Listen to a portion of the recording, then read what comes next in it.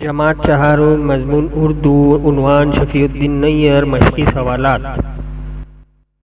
ایک جملے میں جواب لکھیے۔ نمبر 1، والد کے انتقال کے وقت نیر صاحب کی عمر کتنی تھی؟ جواب، والد کے انتقال کے وقت نیر صاحب کی عمر 7 سال تھی۔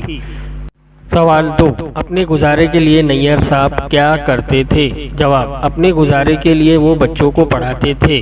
نمبر 3، اگر کوئی نیر صاحب کے ساتھ اچھا سلوک کرتا تو وہ کیا کرتے؟ جواب، اگر کوئی نیر صاحب کے ساتھ اچھا سلوک کرتا تو وہ جگہ جگہ اس کا ذکر کرتے۔ نمبر 4، نیر صاحب نے بچوں کے لیے کتنی کتابیں لکھی؟ جواب، نیر صاحب نے بچوں کے لیے 70 سے زیادہ کتابیں لکھی۔ نمبر 5، نیر صاحب کی زندگی کے حالات سے کیا معلوم ہوتا ہے؟ جواب، نیر صاحب کے حالات سے معلوم ہوتا ہے کہ انسان محنت اور لگن سے علم حاصل کرے تو ایک اچھا اور کامیاب انسان بن سکتا ہے۔ نمبر 6، نیر صاحب کا انتقال کب اور کہاں ہوا؟ جواب، نیر صاحب کا انتقال 30 جنوری 1987 کو دہلی میں ہوا۔ مختصر جواب لکھیے۔ 1، نیر صاحب کے وقت کی پابندی کا واقعہ بیان کیجیے۔ جواب، نیر صاحب وقت کے بڑے پابند تھے۔ ایک بار انہیں ایک جلسے کی صدارت کے لیے جانا تھا۔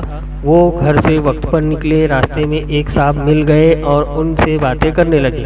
باتوں باتوں میں دیر ہونے لگی، اس لیے نیر صاحب وہاں سے جلسہ گاہ کی طرف دوڑتے ہوئے گئے۔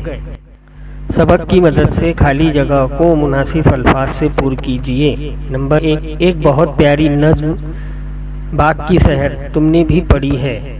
نمبر 2، نیر ان کا تخلص ہے۔ نمبر 3، دہلی میں رہ کر نیر صاحب نے کتابت بھی سیکھی۔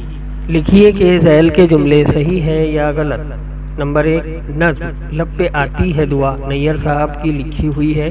جواب، غلط۔ نمبر 2، نیر صاحب کا پورا نام محمد شفیع الدین تھا۔ جواب، صحیح۔ نمبر 3، امام صاحب نے انہیں علی گڑھ کے ایک اچھے اسکول میں داخل کروا دیا۔ جواب، غلط۔